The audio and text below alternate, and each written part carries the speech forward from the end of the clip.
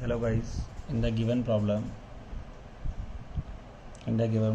a small object of uniform density rolls up a curved surface with an initial velocity v. It reach up to the maximum height at this. This is the maximum height h max. That means at this point linear velocity equals to 0 and जब यहाँ पर particle object पहुँच जाएगा तो उसकी we velocity कितनी हो जाएगी, 0 हो जाएगी, क्योंकि वो मैक्सिमम हाइट अचीव कर पाएगा तो उस समय उसकी वेलोसिटी कितनी हो जाएगी, 0 हो जाएगी, right, with respect to the initial position. तो सो ऑब्जेक्ट इज, तो ऑब्जेक्ट क्या होगा, ये ऑब्जेक्ट क्या है, रिंग है, सॉलिड स्फीयर है, होलो स्फीयर है या डिस्क है. सो सॉल्यूशन करते हैं यूजिंग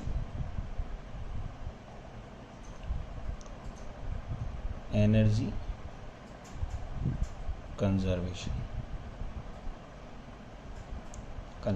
अगर इसी को रेफरेंस लेवल ले लें, reference level means all these height are measured from this point. Initially this object at this reference level, so initially potential energy कितनी होगी, initially potential energy equals to 0. so final potential energy कितनी हो जाएगी इसकी, final potential energy mgh हो जाएगी. h is the maximum height हो गई, ठीक है.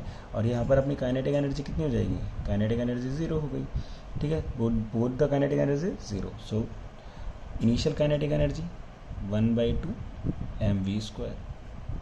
This is the translational kinetic energy. This is the rotational kinetic energy. This is the initial translational energy. This is the initial rotational energy. Plus initial potential energy equals to 0. Equals to final kinetic energy कितनी होगी, 0 plus final potential energy mgh हो गई. But h equals to कितना given है, 3v² divide by 4g. So put the values 1/2 mv² plus 1/2 i omega square equals to mg into में 3v² बाय 4g. okay, now solve these equations.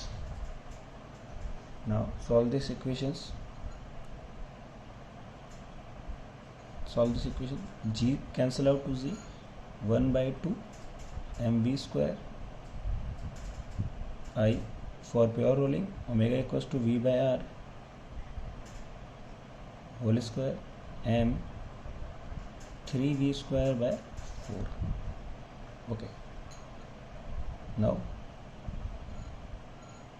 half mv² plus half I v² upon r² equals to 3/4 mv².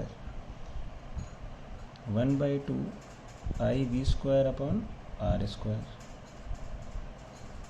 3/4 mv² minus 1/2 mv².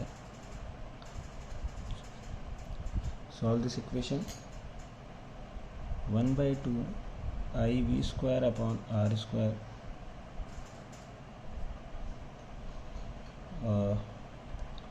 1/2 mv² common लिया, 3/2 minus 1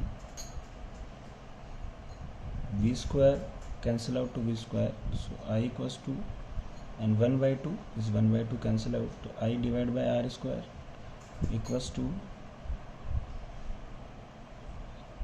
equals to m 3 minus 2 divided by 2, so I equals to mr² divided by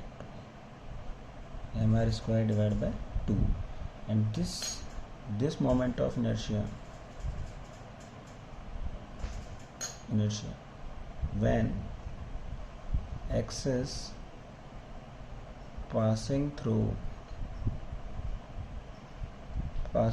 the disk, passing through the center of the disk.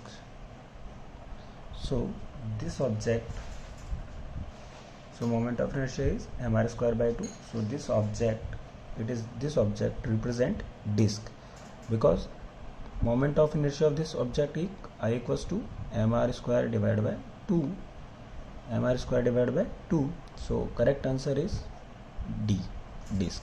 I hope this question is now more clear. Thank you.